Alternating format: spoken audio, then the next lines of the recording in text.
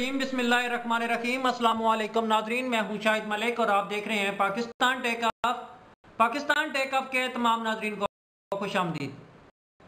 नाजरीन, आज की इस नशिस्त में अज़रबैजान और ताइवान की जंग जो कि चौथे रोज में दाखिल हो चुकी है उसके ऊपर बात करेंगे।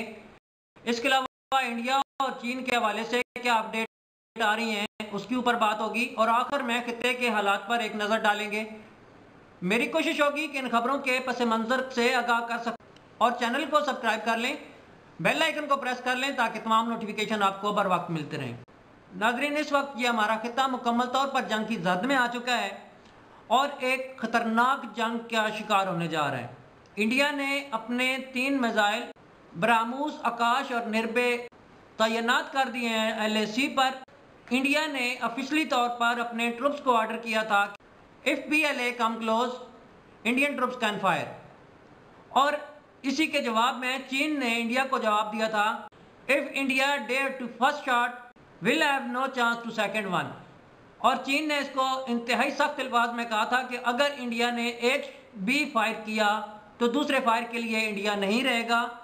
अब इंडिया ने अपने 3 मिसाइल जो कि न्यूक्लियर वार हेड लेकर जा सकते हैं उनको इंस्टॉल कर दिया है बॉर्डर पर। और एक इंतहाई ख़तरनाक खबर और इंतहाई अफसोसनाक खबर जो इंडिया से इस वक्त आ रही है वो ये है कि भारत में इंडिया में एमनेस्टी इंटरनेशनल ने काम करने से इनकार कर दिया है। वाशिंगटन पोस्ट के मुताबिक amnesty international to seize work in India sighting government harassment. Amnesty international ने इंडियन गवर्नमेंट पर इल्ज़ाम आयद किया है कि इंडिया की गवर्नमेंट उन्हें हरासमेंट कर रही है, हमारे अकाउंट को बंद कर दिया गया है और हमें काम नहीं करने दिया जा रहा। तब से एमनेस्टी इंटरनेशनल को काम नहीं करने दिया जा रहा और इंडिया चाहता है कि इस इदारे को इतना खौफजदा किया जाए कि इनका कोई बंदा भी इंडिया में ना रहे। नाजरीन, इंडिया में मुसलमानों, दिल्लत, शूदर और इस तरह के बेचारे गरीब गुरबा हैं उनके साथ इंतहाई बदतरीन सलूक किया जाता है। कश्मीरियों, सिखों और नागालैंड में इंतहाई इंसानियत सोज मजालिम ढाए जाते हैं।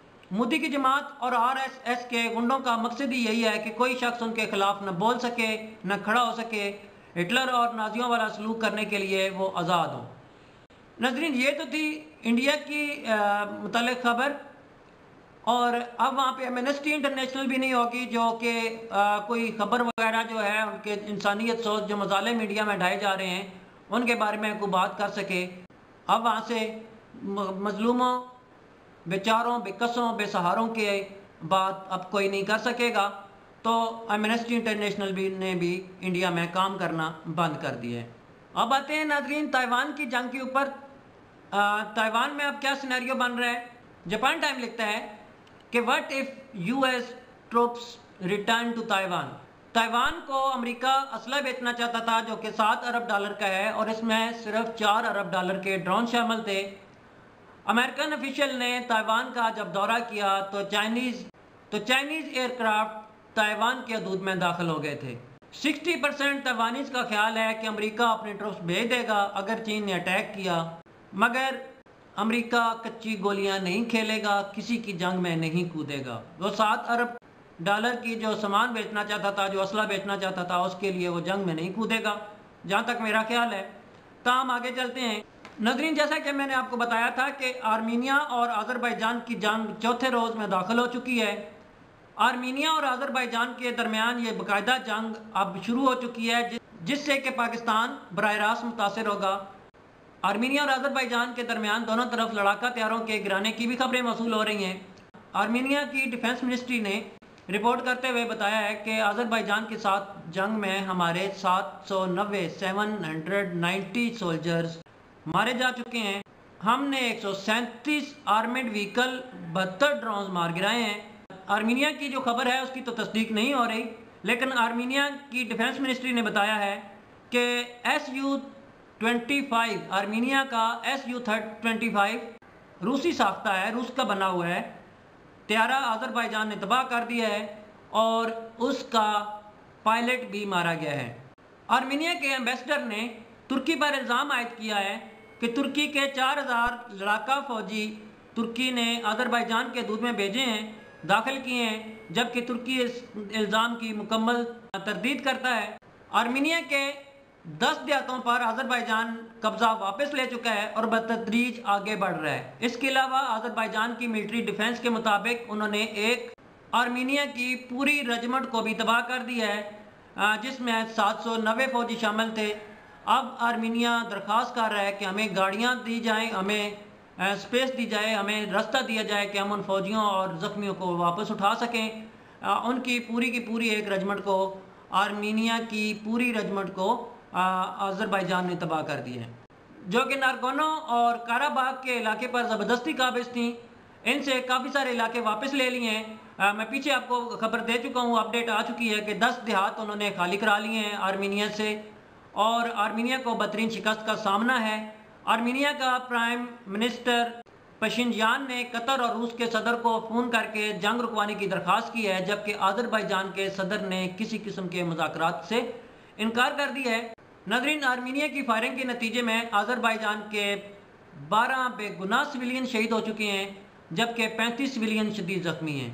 ترکی نے اعلان کیا ہے کہ وہ ہر طرح سے آذربائیجان کے ساتھ ہے، جبکہ روس آرمینیا کا ساتھ دے رہا ہے، اور یہاں پر ایک دلچسپ صورتحال پیدا ہو رہی ہے، سمجھنے کی کوشش کریں۔ ترکی، روس، چین، پاکستان آپس میں اچھے دوست ممالک ہیں اور امریکہ اور اسرائیل کے خلاف نبرد آزما ہیں۔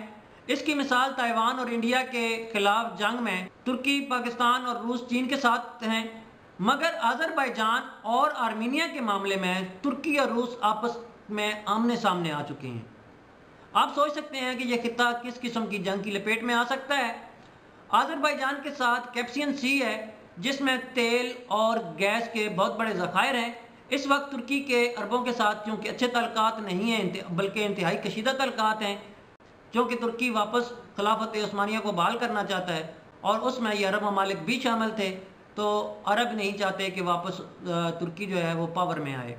زر اور زمین کا کھیل شروع ہو چکا ہے۔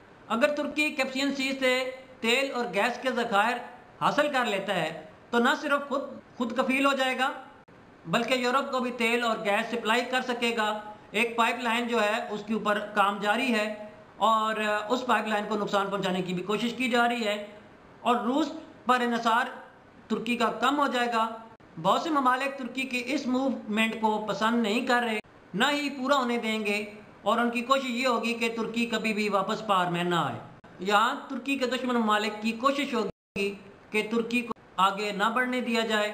ایک اور سوال بھی پیدا ہوتا ہے کہ کیونکہ 98% ترکی جو اپنا آئل اور گیس کے ذخائر ہیں وہ روس سے پورا کرتا ہے، تو روس کی بھی ایک بہت بڑی مارکیٹ ہاتھ سے نکل جائے گی۔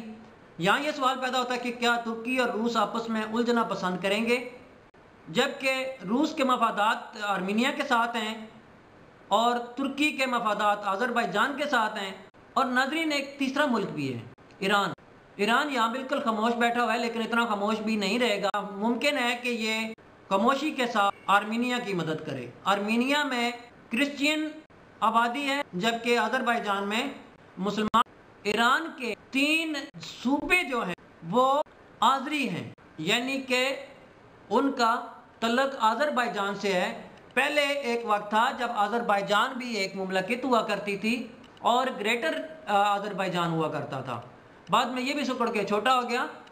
اب 3 جو صوبے ہیں جس میں آذری زبان بولی جاتی ہے، وہ بیسیکلی جو آذری ہیں ترک النسل ہیں اور اہل تشیع سے تعلق رکھتے ہیں، اور ان کا جو مفادات ہیں، ان کی جو زبان ہے، جو ان کے دل ہیں، وہ آذربائیجان کے ساتھ دھڑکتے ہیں۔ تو ایران کی کوشش ہوگی کہ آذربائیجان کبھی بھی پار میں نہ آئے، کیونکہ یہ 3 صوبے جو ہیں یہ خود مختاری کا اعلان کر سکتے ہیں اور آذربائیجان کے ساتھ مل سکتے ہیں۔ آذربائیجان اور ایران کی حدود آپس میں ملتی ہیں، تو ایران کی ہمدردیاں آرمینیا کے ساتھ ہی ہونی چاہیے۔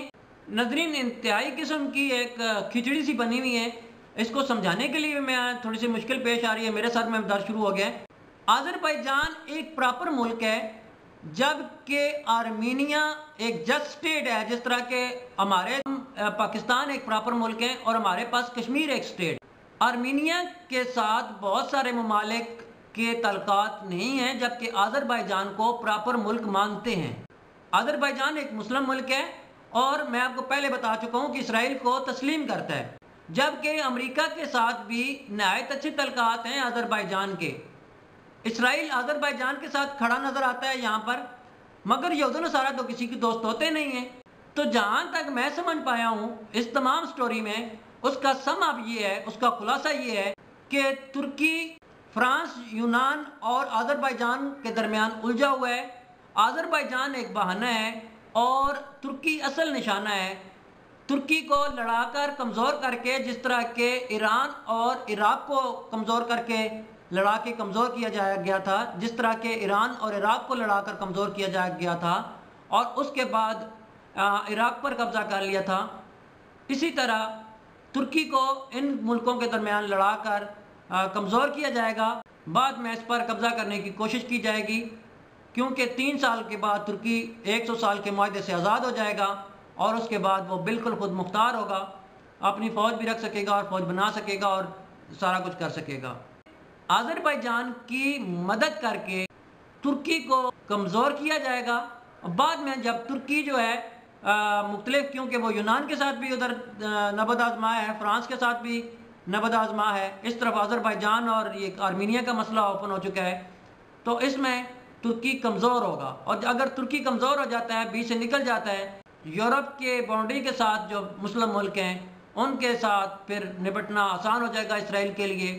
اور یہاں پر میں آپ کو بتاتا چلوں، آپ ذرا اندازہ کریں اس بات، چین اپنے مقبوضہ علاقہ واپس لینا چاہتا ہے انڈیا سے، پاکستان اپنا مقبوضہ علاقے نقشہ اس نے چینج کر دیا ہے، نیا سیاسی نقشہ جاری کر دیا ہے، اس میں جونا گڑھ اور کشمیر کی جو ریاستیں ہیں وہ پاکستان واپس لینا چاہتا ہے۔ آرمینیا وہ چاروں طرف سے اس نے ناگونو اور کاراباغ کو چاروں طرف سے گھیرا ہوا ہے، جبکہ وہ آذربائیجان کی جو ہے وہ سٹیٹ ہے، آذربائیجان اپنی سٹیٹ واپس لینا چاہتا ہے۔ اب رہ گیا پیچھے ترکی، تو ترکی کی تھی خلافت عثمانیہ، تو کیا ترکی واپس اپنی خلافت عثمانیہ بحال کرے گا؟ اور اگر یہی سلسلہ پیچھے چلتا گیا تو پھر خلافت راشدہ تک پہنچ جائے گا۔ اور جو عمران خان صاحب کہتے ہیں کہ ریاست مدینہ، تو کیا عمران خان ریاست مدینہ بنا پائیں گے یا ترکی ان کی اس میں مدد کرے گا؟ ناظرین، یہ ایک سوالیہ نشان رہے گا۔ آج تک کے لیے بس اتنا ہی۔ آپ سے گزارش ہے کہ چینل کو سبسکرائب کر لیں، بیل آئیکن کو پریس کر لیں تاکہ تمام نوٹیفیکیشن آپ کو پر وقت ملتی رہیں۔ آپ مجھے ٹویٹر، فیس بک اور انسٹاگرام پر بھی فالو کر سکتے ہیں، لنک نیچے ڈسکرپشن میں ہے۔ پاکستان زندہ باد، پاکستان پائندہ باد، پاکستان ٹیک آف۔